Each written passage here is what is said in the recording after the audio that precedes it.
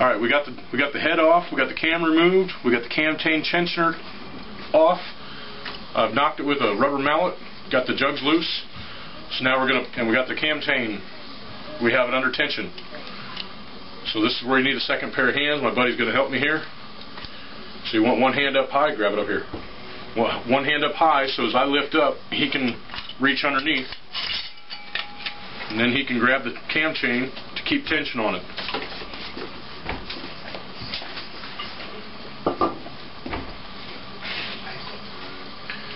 And then I'm going to hook this right back up so it stays under tension. There. You're trying to keep that cam chain on the sprocket down on the crankshaft. You don't want that falling off. Alright, that's our noise maker. Make your noise, monster noise. There you go.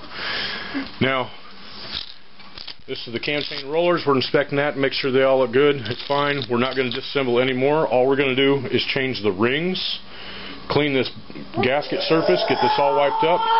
Case is going to be repainted. Like I said, it's going to get new rings and everything look good. He just had a lot of blow-by. All this oil was coming from bad rings. We've got the head and the jugs over here. We've got the oil restrictor plates are taken out. Everything on this head that can be taken off is off except the valves. I'm going to take them off and I'm going to lap them. I'll show you how to do that later. He's going to take all this and power wash it now and get it all clean so that it can be repainted and cleaned meticulously. Alright. We're removing the exhaust valves with a C-clamp. This little piece of pipe is just a piece of DOM tubing. We cut that notch out and tack welded it to the clamp. He's compressing the spring to make the little half-moon clips fall out. There.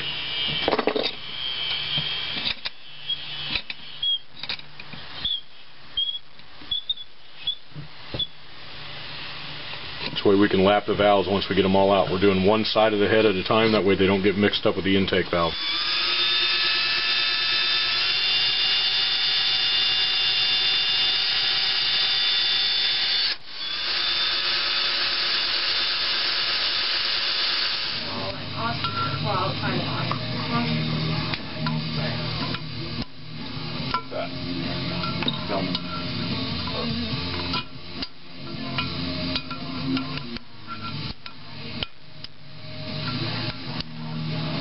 These are the valve guide seals. They're rotten. I'm going to replace these.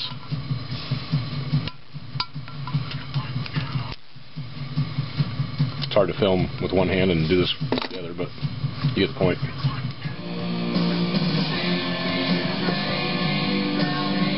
James is changing the rings now.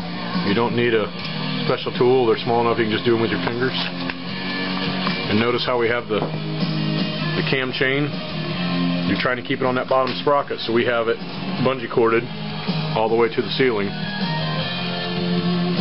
to keep tension on the bottom sprocket so it doesn't fall off down inside here.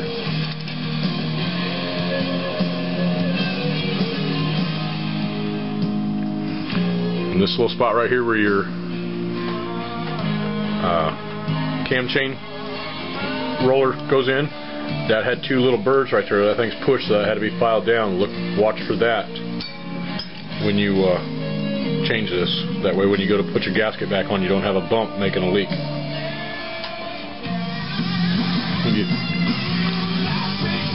Get one started.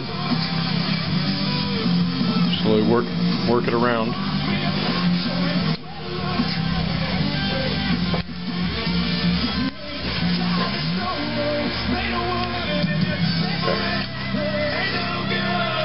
He's got new rings, and 3 of them, we got 1 to go. And then we're ready to get some copper coat and some base gasket.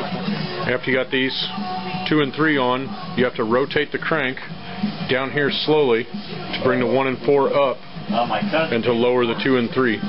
So you get to these, put these rings on. That's cool. Okay, if you can see this on the camera, there's a little raised area from the cam chain guide that's rubbed this. I'm going to file that down. Try to get the light just right. Just see two little bumps right here. I'm just going to pass a file over that real carefully, and then make sure all these reservoirs are clean, because these are returns for your oil. Blow that all out with some carb cleaner or something and an air compressor, and then put just a light coating of oil inside, and then we'll slide this all back on. Okay. Get ready to put the head on. Don't forget to put the cam chain guide or through the jugs. It gets secured with a little barrel pin. Then we have the gasket right up here with copper coat on it. You get 3 coats on each side. Alright, now we're getting ready to put the base gasket on. This requires a couple shots of Jim Beam first. You got that one taken care of. Okay. You got it in the right direction? Yes. Okay. Pass your cam chain through. Get the cam chain tensioner through there. Oh, missed one. There you go. Now we did not replace the cylinder stud bolts this time. We're just doing a top end on a budget.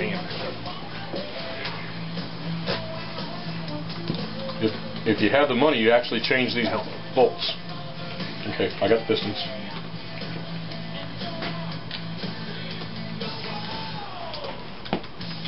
Okay, make sure it's positioned good. You get your stuff on the barrel here.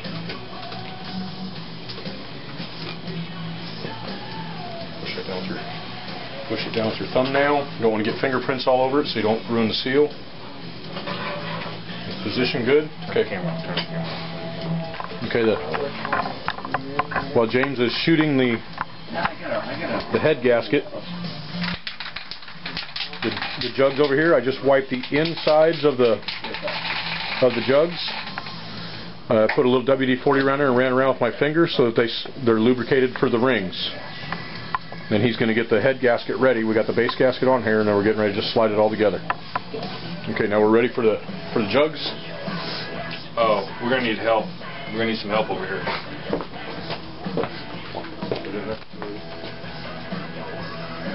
Get cam chain guide. Hold on.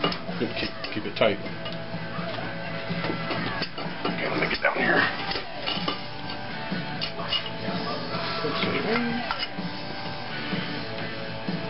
Hold on, cam chain. There we go.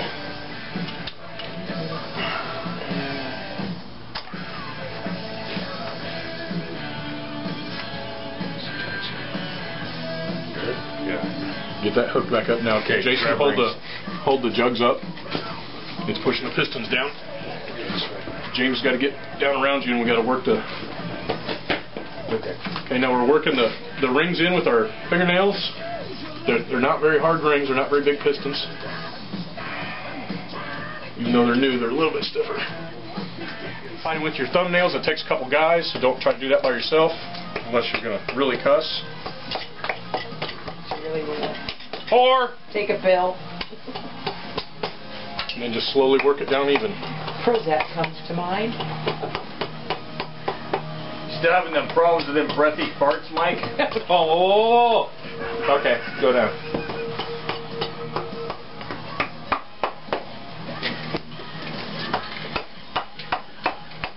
Sweet. Ray at the motor again. Spraying with them all. Okay, don't forget your rubber O-rings. That's it. Later years have some bigger, tall rubber ones that go here. This year doesn't have them. And don't forget your barrel pins where they're needed. Different years have different ones. Okay, we got the head on. We didn't mess with the camera too much during that because it's kind of a pain in the butt. These 16 bolts have a specific order to be bolted down in the factory manual. You can download this on the internet. Get on Honda Chopper. It'll tell you the link to it. Just a 200 and some page factory manual. But to get torqued down, what was it, James? 8 pounds? No, 15. 15 pounds? So you need a special torque wrench. Most torque wrenches start higher than that. These are cylinder studs, and then you got 4 down in here that gets wrenched down. Those don't get torqued. Just tighten those down. And then this has to sit for 24 hours, and then we'll retorque these 16 in that specific order again. And then tomorrow we can put the cam back in, and then this motor's done for you, painted and thrown back in. Alright. These rubber seals that go over the head bolts, there's 4 head bolts hiding underneath these things. You glue these down because these go to the atmosphere. If these leak oil, it comes right out through your fins and makes it look like a head gasket leak. You can use a little RTV or silicone or anything on there, just a little bit. You're not trying to smear it all over, and you don't want it up here, but the bottom side of that is to the atmosphere. So, and we got the rag in here so we don't drop nothing down inside. You got tension on your cam chain. We're getting ready to put the cam back in. Recording. And I'm slowly working the cam through the sprocket while James keeps tension on the chain. See, it just did it again. What'd it do? Jumped. Oh. You drink a lot of Jim Beam before you do this.